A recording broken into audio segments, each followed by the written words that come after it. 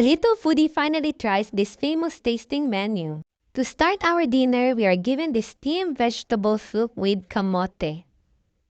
Next is this tasty clam dish with clam foam and moringa powder.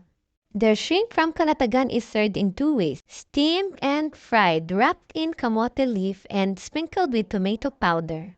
The kilawin set is this tanige, tuna with spicy gata, and the torch kambing.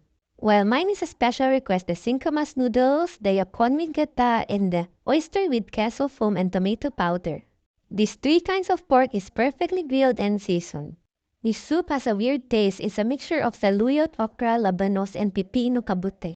Ang unique ng next dish, it's inihaw na oyster mushroom with sour sauce and soy milk curd.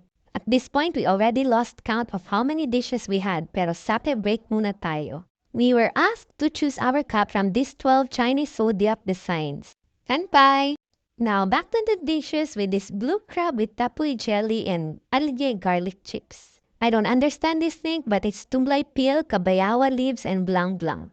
Finally, when we're so full, our main dish arrives. It's a sinangag rice with soy reduction in palayok with grilled mahi-mahi, paired with manok wrapped in pork jol with bukod sauce and the fried bisugo.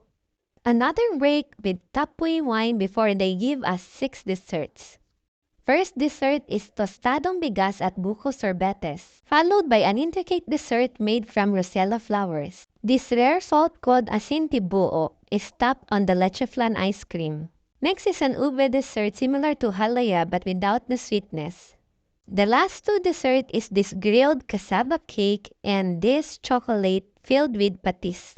For the finisher, our lively server Clyde gave us this lambanog and this babaon, which is queso bread. All in all, it was a great experience made possible by Natoyo team.